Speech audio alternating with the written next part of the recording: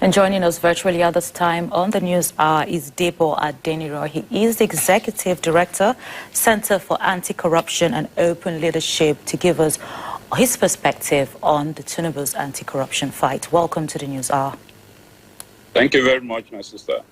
All right, let's do a quick appraisal of the fight against the corruption under the Tinubu administration. Have we made any progress?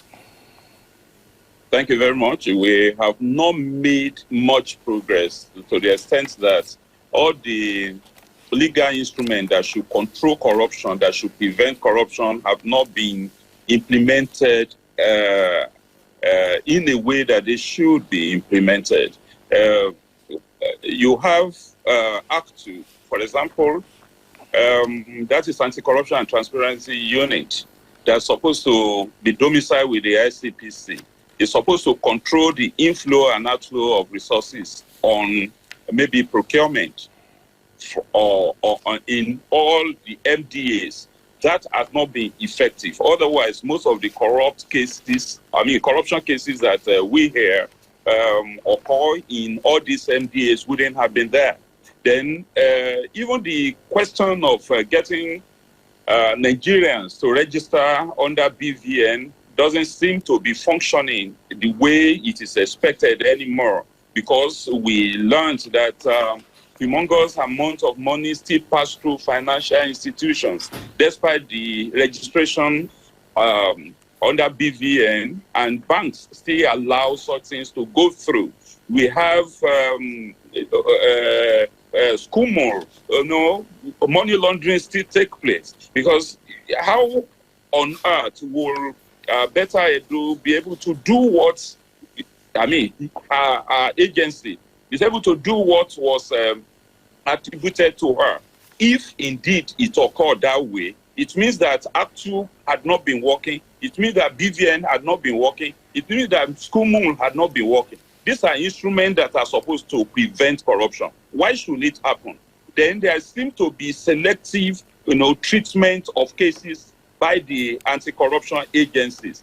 Sometimes head of these agencies will come out that they will stake their life if they don't prosecute certain cases. Why there are several other cases that are gathering, dust on their shelves. Why should it be like that? Why don't they follow the process and prosecute the ones that can be prosecuted and leave the ones that has court intervention? I'm talking about not actually following the rule of law. The anti-corruption agencies have forgotten that they got to position through the process of rule of law, and they rely on the same judiciary to prosecute their cases.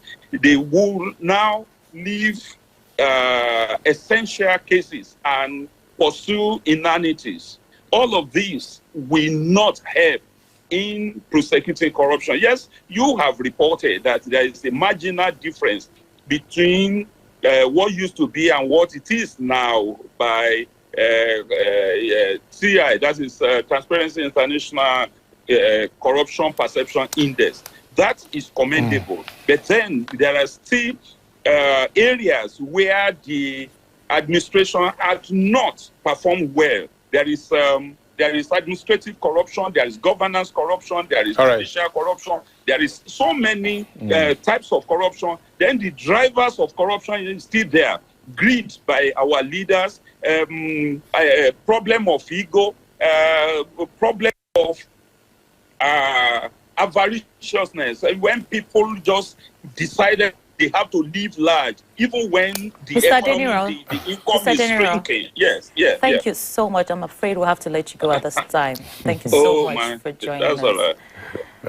We've been talking to Debo Adeniran. He is Executive Director for Center for Anti-Corruption and Open Leadership.